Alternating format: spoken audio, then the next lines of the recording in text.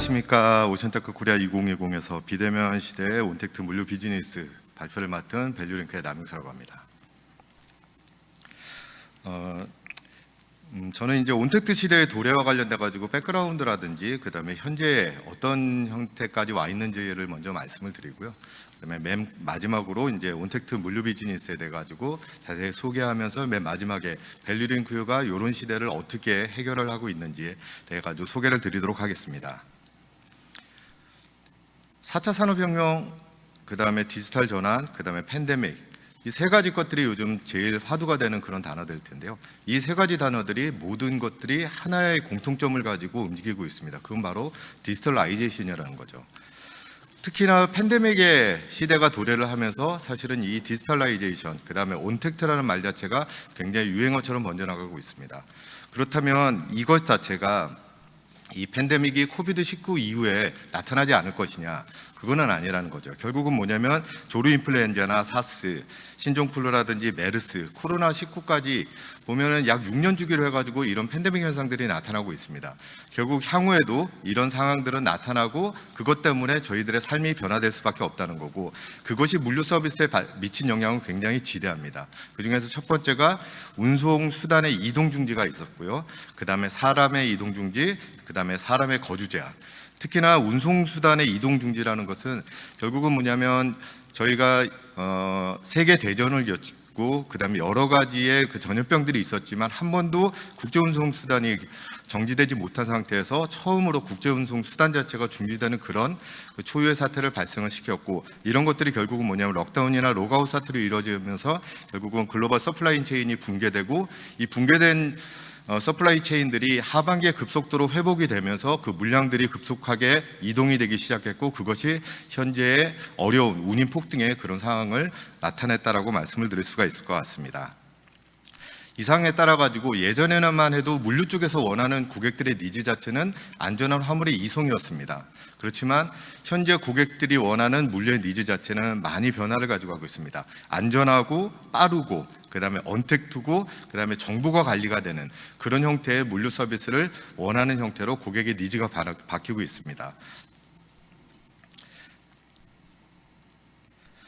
온택트 시대가 도래하고 있다라고 하는데, 디지털 경제가 가속화가 되고 있다는 그 코비드 시대에 디지털 경제가 가속화가 되고 있다는 말씀은 여러 편에서 많이 들으셨을 것 같습니다. 인구 구조가 변화하고 4차 산업혁명이 도래를 하는 것과 따라서 추가적으로 비대면 선호라든지 디지털 강화라는 이런 형태로 해가지고 디지털 경제 자체의 모습들이 나타나고 있고, 이런 것들이 결국 소비 문화가 온라인화 된다든지 기업 문화가 스마트 워크화 된다든지, 그래서 원격에서 근무를 하고 재택 근무를 하는 형태로 나타나고 있고요. 그 다음에 팩토리 역시도 무인화 자동화가 되는 그런 스마트 팩토리가 도래되는 그런 현상을 보이고 있습니다.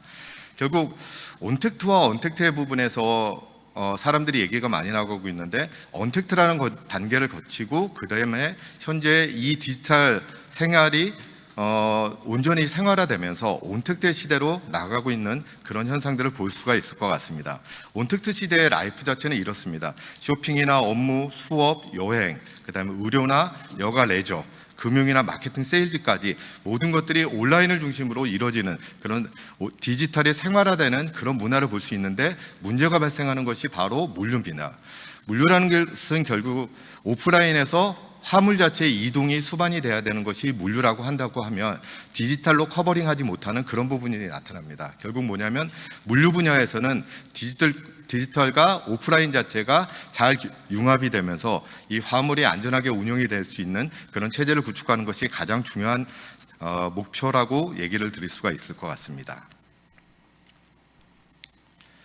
그럼 어떤 것들이 현재 시대에서 나타나고 있는지를 한번 말씀을 드리겠습니다. 결국 뭐냐면 디지털 전환과 관련된 기술, 그 다음에 온택트와 관련 기술들이 컨테이너 산업 분야, 그 다음에 물류 산업 분야, 이제 항만 분야에서 나타나고 있는데, 이 기술들이 서로 다른 유형으로 나타나고 있습니다. 그 화면에서 보시는 것처럼 서로 다른 기술들을 원하고 있는데, 그 기술들이 상이하게 나타나는 이유들은 기본적으로 뭐냐면 그 각 산업들이 하고 있는 역할들이 다르다는 겁니다. 컨테이너 자체는 운송이라는 것을 책임을 지고 있다라고 하면 물류는 화물의 보관과 이동이라는 것에 책임을 지고 있고요. 항만 물류는 하나의 스포크로서 그다음에 하나의 노루로서의 역할을 하고 있다는 그런 거로 해가지고 서로 상이한 기술들을 보여주고 있습니다. 여기에서 또 물류 기업들마다 대응 형태가 다르게 나타나고 있는데요. DHL의 사례라든지 생커의 사례를 보면 현재 말씀드리고 있는 그런 그 디지털의 여러 가지 기술들을 플랫폼이라든지 아니면 빅데이터, RPA나 AI, 그다음에 로봇과 자동화 이런 부분에서 서로 적용을 하면서 대응을 해나가고 있다는 것을 보실 수가 있을 것 같습니다. 그러면서도 제일 중요한 것이 말씀을 드리는 것이 사실은 플랫폼 부분입니다. 플랫폼 부분이 중요한 이유 자체는 뭐냐면 결국 이런 모든 것들의 기술들이 하나의 플랫폼 위에서 그 다음에 구축이 돼야 된다는 것이고 그 플랫폼 자체는 데이터의 방대와 그 다음에 여러 사람의 접속의 편의성, 그 다음에 요즘 얘기가 나오는 사이버 시큐리티 때문에 오퍼레이셔널 플랫폼이나 아니면 커머셜 플랫폼, 데이터 플랫폼의 형태로 해가지고 나타나는 것이 현재의 추세라고 말씀을 드릴 수가 있을 것 같습니다. 오퍼레이션 플랫폼의 대표적인 사례는 DHL의 아그라 사례를 볼 수가 있고요. 이런 것들이 화주와 아그라를 통해서 모든 물류사들이 하나로 연결되는 그런 형태로 나타나고 있고, 그 다음에 커머셜 플랫폼만 봐도 해운 기업이 다양한 커머셜 플랫폼을 구축을 하고 여기서 데이터를 생산을 하고 그 다음에 거래를 일으키는 그런 형태로 나타나고 있습니다. 또 물류기업 역시도 지금은 온라인에서 거래를 만들어내는 그런 다양한 형태의 커머셜 플랫폼을 운영을 하는 것을 볼 수가 있고, 그 다음에 이렇게 해운이나 물류기업이 아니라 일반 공용, 특히나 이제 스타트업 중심으로 다양한 형태의 커머셜 플랫폼을 구축을 해서 약 50개의 업체 정도가 지금 글로벌리 영업을 하면서 물량을 제너레이션하고 있습니다. 다음으로 볼 수 있는 게 제일 중요한 이제 데이터 플랫폼입니다. 데이터가 중요한 이유는 빅데이터가 중요한 이유랑 동일합니다.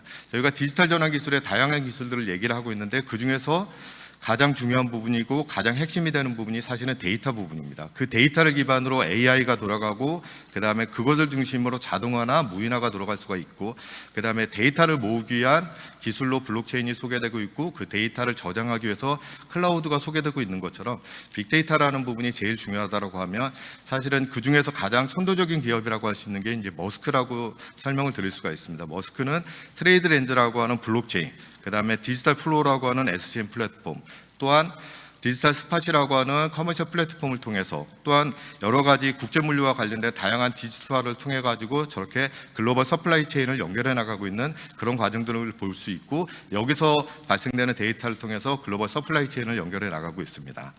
다음으로 이제 밸류링크 사례입니다. 밸류링크는 커머셜 플랫폼을 운영을 하고 GSDC라고 하는 그런 컨소시엄을 운영을 하고 거기에다가 IoT랑 AIS의 자동 데이터, 그 다음 리얼타임 데이터를 같이 얹고서 이걸 통해 가지고 데이터 플랫폼을 구축하고 그 위에 디지털 전환 기술을 같이 얹어서 새로운 데이터와 정보를 생산하고 이것들을 다시 정보의 제공자들한테 돌려주고 있는 그런 구조를 가지고 있고요. 여기서 발생되는 2차, 3차 데이터를 서로 순환을 갖추면서 서로 데이터들을 공유를 하고 있는 그런 체제를 가지고 있고, 그다음에 여기에 참여한 기업들이 이 데이터를 기반으로 해서 신규 비즈니스를 창출할 수 있도록 지원을 해드리고 있습니다.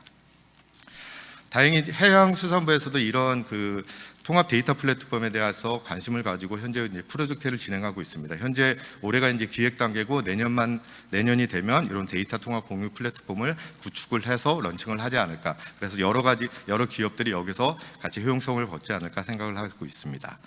다음으로 볼 수 있는 게 이제 업무의 자동화 부분입니다. 특히나 이제 리모트 컨트롤이 가능하거나 의사결정이 될 수 있는 자동화 부분을 본다면 스마트 워크플레이스, 그 다음에 RPA, AI 기술을 통해 가지고 사람이 존재하지 않고 사람이 의사결정하지 않더라도 업무 자체가 이상 없이 돌아갈 수 있도록 지원을 하고 있고요.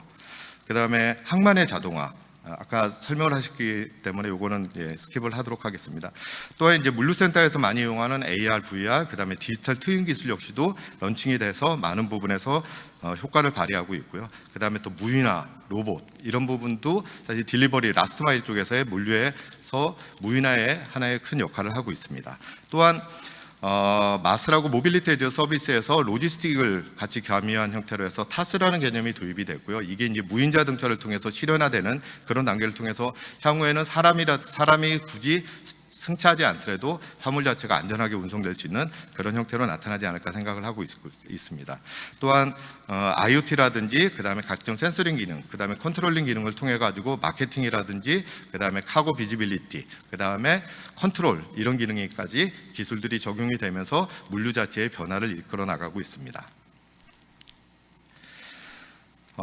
마지막으로 이제 보여드리는 이 장표 자체가 이제 하나의 이제 무인 스피커 부분인데, 알렉사 부분은 외국에서는 굉장히 많이 사용하고 있습니다. 알렉사에 대해서 사람들이 실생활에서 각종 자기가 필요한 부분을 오더를 하고 거기에 대해서 피드백을 받는 구조를 보이고 있고, 이 알렉사가 구동하는 그런 과정 중에서는 클라우드의 데이터, 거기에서 실제적으로 AI를 통해 가지고 의사결정이 가능한 그런 데이터와 정보 자체를 사용자들한테 제공을 해주고 의사결정을 통해 가지고 그것이 실행될 수 있는 그런 부분까지 나가고 있고요. 이게 조금만 지나고 나면 결국 물류 부분, 화물 오다의 부분까지도 알렉사를 통해서 화물 오다를 진행을 하는 그런 상황까지 오지 않을까 생각을 합니다. 또한 블록체인 기술이 많이 소개되고 있는데요. 블록체인 기술을 물류 쪽에서 가장 앞서가고 있는 건 머스크 부분이죠. 트레이드 렌즈 기술을 통해 가지고 이런 글로벌의 서플라이 체인을 블록체인 기술을 통해서 연결을 하고 그 데이터들을 클라우드 쪽으로 올리는 그런 작업들을 진행을 하고 있습니다. 그럼 이런 상황에서 물류 기업들은 어떤 대응을 고민을 해야 될까라고 좀 설명을 드렸습니다. 해운 기업들이 물류 쪽으로 진출을 하고 있고요. 유통 기업마저도 물류 쪽으로 진출을 하고 있습니다. 제조 기업이 물류 기업 쪽으로 진출한 것은 굉장히 오래됐죠. 이런 상황에서 물류 기업은 어떤 대응을 할지 한번 고민을 한번 해보겠습니다. 결국 뭐냐면 디지털 전환과 관련된 기술은 추세가 됐고 이것이 온택트라는 걸 통해서 생활화가 됐다라고 하면 실제적으로 각 기업마다 할 수 있는 것들을 먼저 준비를 해야 되고 그 중간에 사실은 빅데이터와 관련된 것들이 가장 중요한 부분입니다. 특히나 또 하나가 중요한 부분이 뭐냐면 각종 디지털 기술들이 개별적으로 소개가 되고 있지만 저것들이 하나의 어셈블리 형태로 해가지고 진행이 될 수밖에 없고 그 중에서는 실제 현장에서의 각 기업들의 업무 자체를 개선하는 형태로 나타나는 그런 기술들이 존재를 하고 그 기업들이 신규 서비스를 만들어내거나 신규 비즈니스를 만들어내는 그런 형태의 기술들로 나눠지고 있다라고 생각을 하시면 됩니다. 그렇기 때문에 각 기업들이 내가 어느 부분에서 어떤 형태의 디지털 전환 기술을 도입하냐에 따라 가지고 그 기술들을 구분해서 도입을 하시면 되는데 실제 앞쪽에서 말씀드린 그런 모든 기술들은 벌써 마켓에서 소개가 되고 있기 때문에 더 이상의 트라이얼이 아니라 실제적으로 바로 사용하시는 그런 노력들이 필요하시다고 설명을 드릴 수가 있을 것 같고요. 이것을 가장 많이 적용을 한 부분으로 제가 머스크를 뽑고 있습니다. 머스크 자체가 앞장에서 설명드린 트레이드 렌즈를 통해 가지고 전 세계의 해운 물류의 데이터들을 모으고 그것을 서플라이 체인을 연결해 나가는 과정 중에서 얘네들이 디지털 트랜스포메이션이라는 상을 가지고서 이것을 하나의 사업화로 전환하면 어떤 거가 나타날 수 있을지를 예시를 드린 장표가 이 장표입니다. 그래서 두리얼이라든지 상하이 쇼핑 익스체인지와 같은 그런 형태의 각종 데이터들을 만들어낼 수 있을 것 같습니다. 그렇게 되면 머스크는 더 이상 해운이나 물류 기업이 아니라 지식정보 기업이 되고요. 그 다음에 그 모여진 데이터를 클라우드를 운영을 해가지고 자기네들이 그것을 사용자들한테 전파를 해준다면 이 기업은 IT 기업이 될 겁니다. 또한 이 기업 자체가 가지고 있는 데이터를 기반으로 하나의 협의체를 구성을 하고 거기서 핀테크 기술을 연결을 해서 일어난 거래 자체를 장악을 하게 된다면 이 기업은 핀테크 기업이 될 겁니다. 현재 40조, 50조가 되는 머스크 자체가 핀테크 기업까지 간다라고 하면 그거의 5배, 10배의 그런 비즈니스 규모를 가지면서 성장을 해나갈 겁니다. 여기에서 나머지 기업들은 종속되는 형태로 나타나겠죠. 이런 것들이 진정한 디지털 트랜스포메이션이라고 말하는 그런 실제적인 변화가 아닐까 생각이 듭니다. 온택트 시대는 지금 오고 있다라고 말씀을 드렸고요. 사람이라든지 데이터, 기술 플랫폼이 중요하다라고 하는데 그 중에서 가장 중요한 부분은 뭐니 해도 사람입니다. 사람이 성공을 만들고 사람이 실패도 만들고요. 그 다음에 저항하는 것도 역시 사람입니다. 그래서 사람 자체가 의사결정권자들이 관심과 주도를 하고 그 다음에 구성원들이 디지털 전환과 관련돼 가지고 동의를 이끌어내고요. 그 다음에 인력 재배치를 통해 가지고 교육 투자를 할 수 있는 그런 사전 준비를 거쳐 가지고 트랜스포메이션을 준비를 해야 되는 그런 세대가 지금 세대가 아닌가라고 생각이 듭니다. 현재 세대가 변하고 있고요. 인터넷도 바뀌고 있고 인터넷이 없어진다는 것 자체는 결국 뭐냐면 AI는 인터넷에 굳이 제가 별도로 연결을 안 해도 워킹을 할 수 있습니다. 그렇기 때문에 세대가 변하고 있고요. 그 세대를 빨리 가는 것이 필요하다고 합니다. 오늘 아침에 나온 자료를 보니까 머스크가 전체 화물의 25%를 온라인에서 거래를 하고 있다고 합니다. 그러면 약 700만 티 정도를 온라인에서 거래를 하고 있습니다. 현 HMM이 연간 450만 티 정도를 운영을 하고 있는데 머스크 자체는 700만 티 정도를 벌써 온라인으로 전환을 시켰고요. 다른 회사도 약 10% 정도의 한 200만 티 정도를 온라인으로 전환을 하고 있습니다. 저희 나라는 IT 강국이라고 얘기를 하고 있습니다. 그 다음에 디지털로 전환하는 데는 사실은 선박이라든지 컨테이너 자체도 중요하지만 사실은 선박 한쪽을 구비하는 그런 비용 자체도 들지 않는 것이 디지털화에 대한 준비 부분입니다.